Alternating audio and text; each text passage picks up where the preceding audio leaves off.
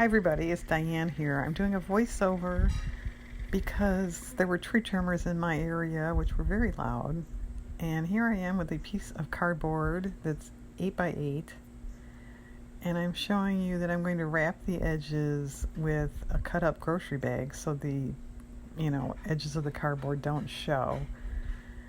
And then I have all these little squares that are a hair under 1.5 inch square. They're file folder, poster board, that type of thing. And then they're going to get glued down 5 in a row. And if you want all the really specifics, go watch my Christmas plaque video from 2020. If I think of it, I'll link it below. But that's where I got this original idea and all that. But I decided to make a Halloween one now. And I also filmed this like way over a week ago, a week and a half ago, 2 weeks ago. So I don't know if I'm going to remember what I was doing. But anyway, I'm showing here that I'm making just little collages, mostly with scrapbook paper stuff. And then I'm going to adhere them to that board. The original idea for this was a Tim Holtz project. And he used an actual wood plaque type of thing as his base. But I didn't have one, I still don't have one, and I have lots of cardboard, so that's what I'm using. And I do end up painting that cardboard just black. And I used a paint a friend got from a friend that it was some sort of acrylic paint, but he put some kind of extender or something in it to make it a little more glide friendly. And it was just black, that's all I had. I'm like, well, I'll use that up.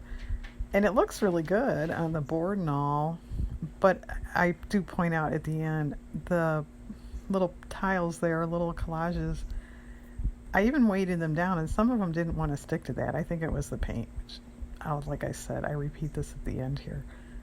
So when you paint your board, I would recommend just craft paint. Don't use paint from a friend of a friend, okay? So, like I said, I'm just making little, collages here.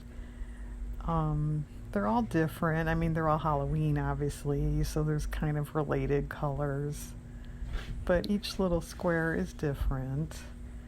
I'm trying to use scraps mostly as background stuff because they're so small. What else can I tell you about this that I don't remember?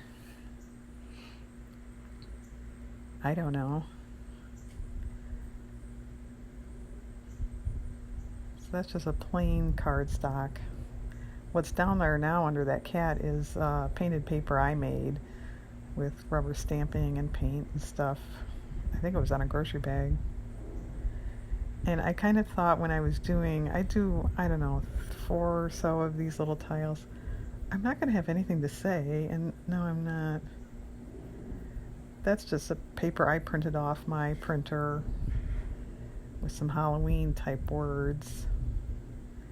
Those worked out pretty nice. I had originally done that just for cards and that type of thing, but it worked out fine for these two because of the size. And if you print them on your printer, you can make them any size you want. So she's being very boring, looking through her box there of scrapbook paper scraps.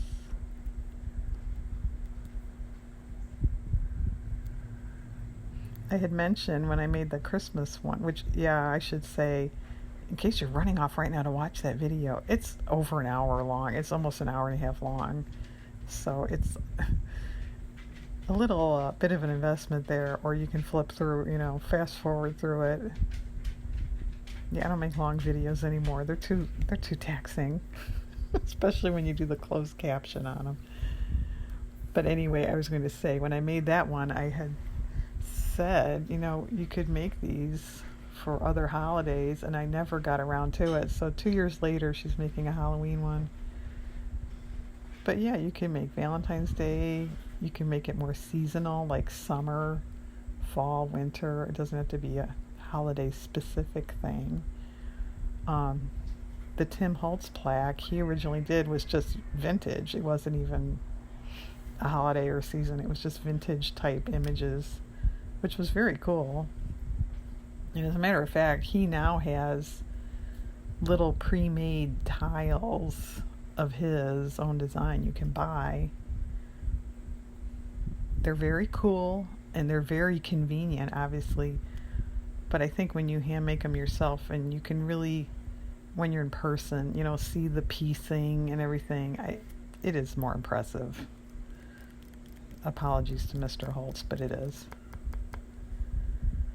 So, I'm just doing my usual collage stuff. And I'm not making them overly busy, overly detailed, because there's going to be, 25, I think, all together, and it's a pretty tight fit. So if they're super, super busy, it might be a little much to take in. And you could make this certainly any size you want. I was just going with what Tim had done originally, which is a nice size. I was pleased with it when it was done. The Christmas one, I mean. So yeah, I was thinking, do I want to do another one? You could do Easter, Thanksgiving. Although, to be honest, this Halloween one, I don't know where I'm going to put it. I have one, like a boot-sized box of Halloween decorations that is, like, everything just fits. So I know this isn't going to fit in there, so I don't know what I'm going to do with this. I don't really need extra stuff in my house. Yeah, help her. She's making more stuff. So as you can see, that background paper there and the one before it and before it, they're not Halloween. So you don't have to have strictly Halloween background papers. The main images definitely help. So yeah, I was off there where you couldn't see. I had my box of flower stuff that happened to be in with this paper. And that one I cut out first, matched so well you couldn't even see it, so I don't end up using that. Although I think I put it on a different tile. And then we get to watch her cut it out. That's exciting. And I was thinking of speeding up this section too, but when you're doing a voiceover, you have to, kind of watch it and then talk. So you're a little behind, so to speak. So I didn't want to, be talking really fast because I was trying to catch up with what I was doing. So there. And closed caption, we'll never get that right. Yeah, okay, does anybody want another closed caption video? I keep making notes because there has been some real winners.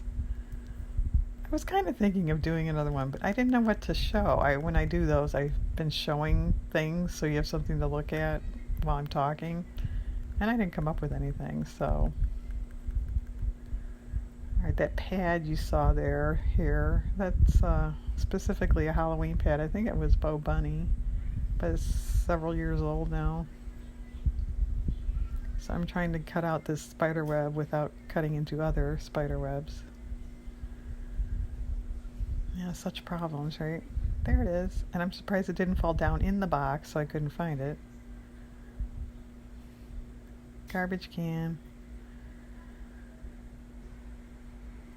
So I'm way behind in videos. My husband's behind in editing videos. So, like I said, this is well over a week old. I think it's like 2 weeks. Yeah, I've moved on since then. Then, something like that. Although the plaque is still sitting out because I don't know where to put it. Okay, here we go. They're all done. Some rubber stamping on some of these, that one and this one. And I went around the border with a pen. Some punch stars there. That looks good. Oh, this one's cute. There's rubber stamping behind there, the sheet music. That one I colored the border of that picture orange. This one, the background is a Kleenex box, and that's just happened the way it ripped, so I just left it and I drew those trees in. There's some rubber stamping behind that, and a border marker border. That's graph paper that's not showing up too well on camera there, and I colored in some of the squares. Punched moon and stars, and I drew a little fence on that. This has rubber stamping in the background. There's some marker border here. That one has marker and gesso schmutzed on it, the white. This one's cute. I like that one, the bird. That has the same moon and stars punched as the previous haunted house one. It's rubber stamping in the background there. This one has white gel pen and stamping. Oh, this one, I did the faces just in marker. I didn't like them, so I put gesso over them just randomly, and they sort of look like ghosts. So it's like, oh, okay. That one I drew in bats and a fence. That one has some rubber stamping. So does that. It's kind of cool. This one was pretty much just the paper, and I put some gold punch stars on it. Well, this one, that's pretty much the paper. That one you saw, and this one and the next one. I added a little word there on the owl. Okay, so there they all are. Looking pretty good. And here's my painted board, and I'm pointing out right here, you can see the edge of where that paper is, and it's even a little buckled right there at the top. But once you have all these tiles on there, you don't see it. If you have another system for covering up the edges, be my guest. You can leave them. I mean, there's no law, but I just think it looks a little better that you don't see the edges, that it's cardboard. I will say too, this board was a little thinner than a normal corrugated board, and I knew that when I grabbed it, but I thought, well, so what? I think just to look at it, it is more impressive, more nicer looking if you use the standard size. Once it's hanging on your wall, no one's going to notice. But handling it and all, you can tell the difference. So if I do another one, I'm getting the thicker board. So right now I'm just trying to arrange them so they look nice together, and I decided I wanted that 31st in the middle. And I do my finished arrangement here. Yeah, we'll play a little game. I do change a couple tiles to the finished product there.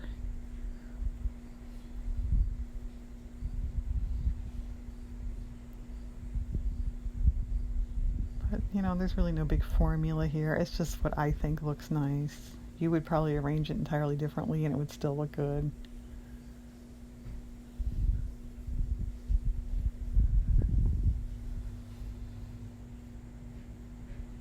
And then fair warning, I do come on in person here at the end to wrap up, because by then the tree trimmers were gone. Yeah, they were there a long time.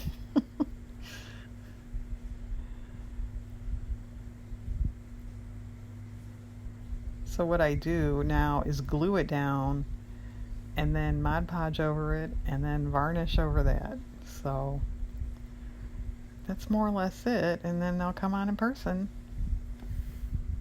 Oh, I take it back. I show you Mod Podge. I wanted to point out why I'm showing this. You do have to sort of get in those cracks, because I was using, file folder and that. There's a little bit of a thickness there, so it leaves a little divot there. And if you just strictly go over it straight, you kind of miss it. So you do have to get in there. And I do the edges just so it looks consistent. And then because of that divot too, like right there, you have to kind of get out the excess too. Yeah, it's really a big deal. But no, just in case you weren't paying attention, you have to get in your divots. Okay. I think I come on in person here in a minute.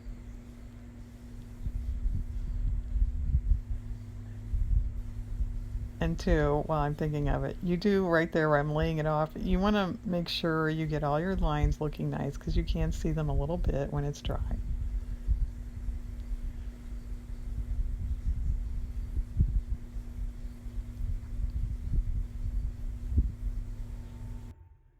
Hello everybody, here I am for real. I decided to finish off in person. I thought that would be easier. turned out pretty good. I put wire on the top. I think that looks nice. The Christmas one I had put in baker's twine, but for Halloween I liked this. I just took an awl and poked 2 holes, and I mentioned this in the Christmas video too. So put tiles up in the corners that you're not going to lose anything from poking holes. Okay? I had a little trouble. They did not want to glue all of them. I even weighted it down, and I think you saw, and they were still kind of peeling up. I think it was that paint. It dried very slick, satiny. So you may be better off with just cheap craft paint, but they're fine now. You see how the Mod Podge pulled up those faces, which is fine. I think I liked them better, a little more distorted, but that's okay. It pulled a little of this marker color down. You can barely tell that. It's okay. Everything else is fine. I didn't get this centered exactly. There's a little more room on top, but I don't think, especially being black, I don't think it's that noticeable. Anything else? So I did Mod Podge 2 coats, and then I varnished 2 coats. It's just an acrylic varnish. You can tell. But yeah, I think it's a winner. Okay, everybody, thanks for watching. Have a very nice day out there.